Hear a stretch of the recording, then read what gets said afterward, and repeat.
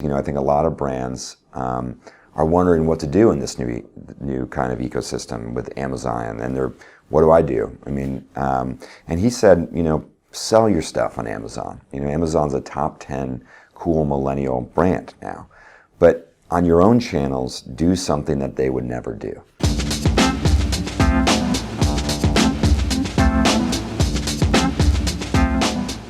Hello, this is Velocitize Talks, and I'm Eric Jones. I'm here with Winston Binch, who's the Chief Digital Officer at Deutsch. Winston, welcome. Thank you. Thanks for having me. I wanted to dive right in and sort of ask you, how would you describe Deutsch's competitive differentiator in kind of a one-line sentence? We bring brand and technology together seamlessly in a way that builds brands of the future. With the commoditization of technology, even the smallest startups can have technology that rivals the biggest companies in the world. It seems like more and more brands are in fact competing on the basis of experience.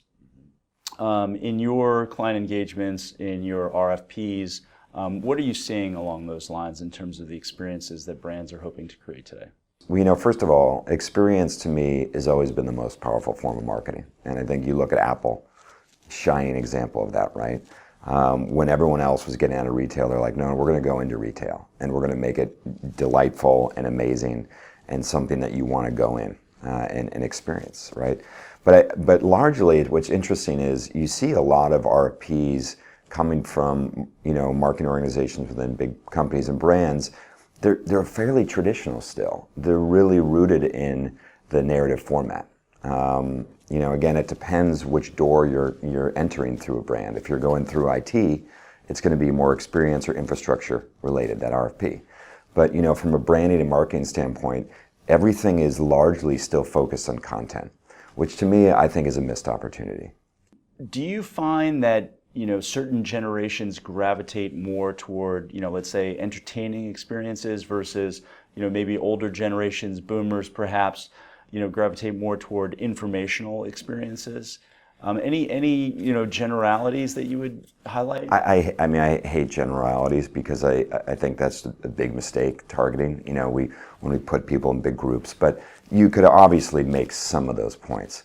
But I think that the big thing is that people just don't care what brands have to say, right? They don't get up in the morning and say, I want to tune into what brand X is doing. They want life made more convenient. They want brands to help them. They want them to be fun. More increasingly, they want them to be woke, like hip to the times, what's going on in culture, conscientious.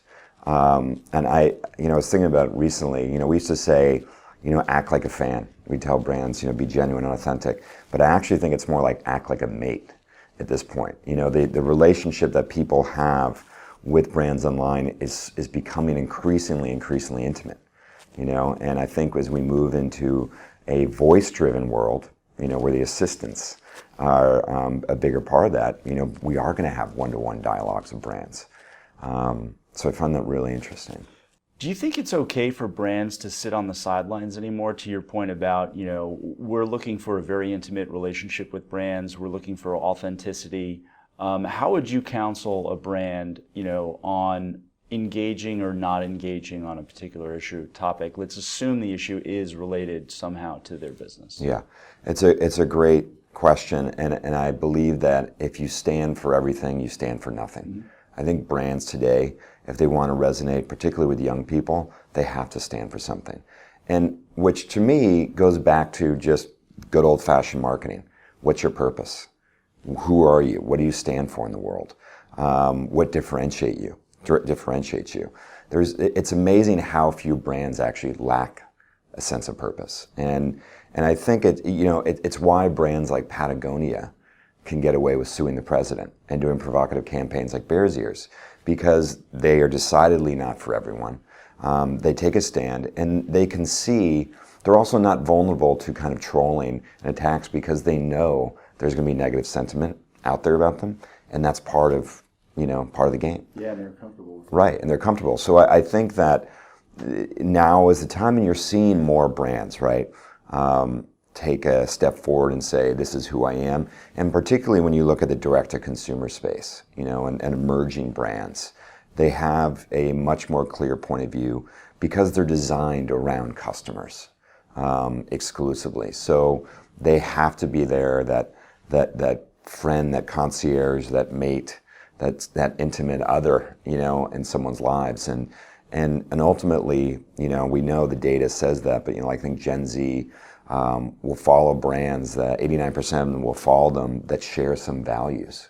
So not having values today as a brand is just bad business. You talked about voice a little while ago, and how are you beginning to think about, this sort of ambient technology world?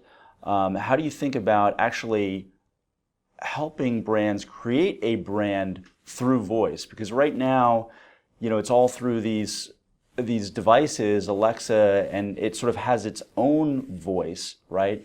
How are you beginning to think about changing that so that a brand will have its own distinct voice in that new interface, in that new world? Yeah, well, I'm a huge lover of K, right?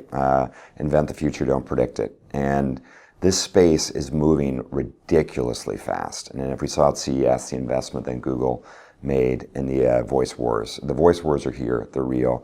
I think, as Scott Galloway said, they're going to put the mobile wars to shame. And, for us, we actually created a service called Great Machine. And it's a standalone practice dedicated to bringing creativity to AI technologies for brands. And AI is vast, right? There's machine learning, deep learning, tons of things. But when we're thinking about brands, we're largely talking about bots and then also voice and voice-driven devices. So right now, the playground for brands is somewhat limited beyond making, media buys or working and making sure your kind of Amazon presence is smart. We have skills and actions, which are brand engagement vehicles. I believe that it's really important for all brands to be experimenting and developing these types of applications now. You have to start to build preference, and in digital you learn by doing. So standing on the sidelines is not smart, and it's hard to actually predict where things are going to go, even in 12 months. So even more reason for brands to be prototyping, doing lightweight tests, and trying to figure out what their strategy is in terms of engagement, and then also what they're going to do for shopping. I sort of speculate, brands in a voice world, do they create their own distinct personality? Yeah. Is that a personality that's unique to me? Is it the same for both of us? How are they thinking about personalization and all of those things? What I find fascinating about it and really intriguing is this notion of brand humanity, right? Where we're actually seeing, forget about brand strategy, that's like stayed and it's treating a brand like an object. But now we're going to be moving to a world where brands do have a true voice. And we talk about intimacy, right? We're going to see next level intimacy through this kind of voice experience. The Google Duplex demo, from last week kind of like blew my mind. In good ways and actually really horrible ways, right? In scary ways, because the pace of this technology is moving so much faster than we know what to do with it, from a regulation standpoint, from an ethical standpoint. But it's clear that the world is going to move more we're moving towards conversational interface. And largely it's the Wild West. No one can go out and say we've mastered or figured out how to build a conversational brand interface that works and wins. It's a work in progress, and again, this is why I talk to all my clients. I'm like, let's start playing with this stuff now. And some brands are, but too few. It'll probably be the big thing at the Webbies next year. It could be, and I think we're seeing, I think there was an award, best use of branded machine learning.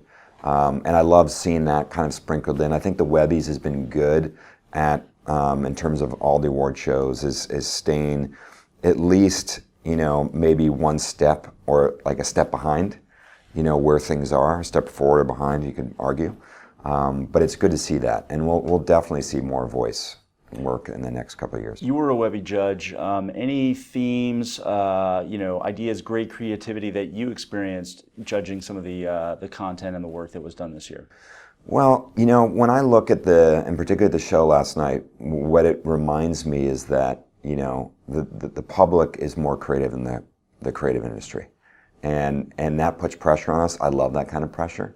We're creative pros, but there's just so much magical, awesome shit being made out there in the world, with just even a mobile device. And you look at Soderbergh, right? Mm-hmm. Mosaic, unbelievable. But even, what I do, one of the pieces I really like is, the Facebook Live Looper piece that BBDO did. And one thing we're not seeing enough of is, the platforms are pretty mature. Yes, they change. I'm talking about Facebook and Google and even Amazon now becoming more of a media player. They change all the time, and it's difficult. It can be challenging to work on them, but they're really amazing platforms for creativity and also user engagement. And I don't think we use enough of Facebook and Instagram's functionality to do, kind of ads and brand engagements. And I think Live Looper is a great hack of that. And, I'm a big believer in striving for meaningful firsts. Don't just, chase technology ever. Don't do it first because, it's going to make news, but do something that's meaningful. Be there ahead of everyone because it is going to create news. And, largely our job is still to create awareness and drive consideration. And doing something novel and unique is a great way to get people to talk about you and engage. And I thought that was a good use of the platform.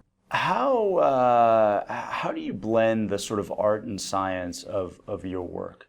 A lot of people today, especially with, massive data sets that previously were never available to us, fall on the data. Versus creativity, which oftentimes there is no pattern, right? It's a complete jump from whatever existed before. We're sort of understanding rules and then purposefully breaking them. How do you blend that in your work? Well, art and science, right? That's what we do. That's what marketing really is, and its best day.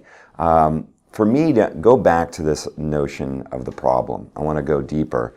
To me, we're looking for real insight. I've heard it. I think a head of strategy in LA talks about the dirty little secret.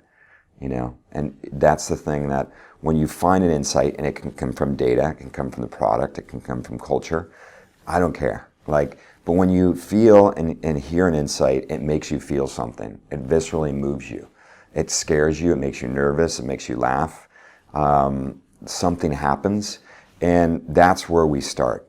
So even when we're designing an enterprise web solution or an e-commerce application, a bot, it comes back to, what is that insight? What is the problem we're solving? And that's where the emotion comes from. So and I think it's really important, and I look at most platform design today, and it's devoid of emotion. And that, I think, in this cluttered world, this chaotic digital world, that's a miss. So we're looking for that spark or that trigger that can allow us to bring emotional component to platform and product design. And that's where, again, I talked earlier about the mix of brand and digital, or creative and technology. When you can bring those things together, and I think I always look at Pixar as maybe the best example of that, left and right brain thinking, brought together through their engineering and their storytelling. That's the sweet spot. So that comes down to having the right people in the room, people that understand brand, understand story, and then the people also understand user experience design, technology, and mixing them up. And that's a really interesting experiment every time we do it, because it's a casting move, right? You've been very successful at creating these sort of co-creation moments, right? Nike ID being one. And I almost feel like brands have shifted from being storytellers to being story makers. So again, engaging with their customers, their audiences, their stakeholders for those special kind of moments or activities or initiatives, whatever you want to call it. Is that essentially where brands are headed, or do you think there's still an opportunity for brands to in fact lead and still push? I think that look, we're living in a world now where Facebook and Google and Amazon, they're the four horsemen, even Apple. Scott Galloway talks about, great book we could talk about, but where they're really deciding things. And I think now, we did a conference in LA recently for our C-suite, and Jeff Curl, who's the founder of Stance brand, brought up a great thing because, I think a lot of brands are wondering what to do in this new kind of ecosystem with Amazon, and what do I do? I mean, and he said, sell your stuff on Amazon. Amazon's a top 10 cool millennial brand now, but on your own channels, do something that they would never do, and tell a story, have an immersive experience, be fun. So getting back to your question, I do think this story making is an important idea. I look at Yeti as kind of a great example of this. One of my favorites, and I love the outdoors, but they do such a great job of blending commerce, great design, storytelling, and they feel much bigger than they probably are in the world. And so I think we're seeing emergence of more of that kind of work. Patagonia is another one, like we mentioned, and there'll be others, but it is a very challenging time in terms of media and what to do. But it's what I like to think about is that as we move into this programmatic algorithmic age, creativity has never been more important, and it helps brands stand out. And it's not the message that a lot of platforms will tell you. It's about kind of effectiveness and programmatic buying and just smart media choices. Yes, but if you don't have something great to say, who gives a shit? It's still, branding still matters a ton. That was Winston Binch, CDO of Deutsch. Thanks. All right, man. Thanks. That was great. Yeah, great chat.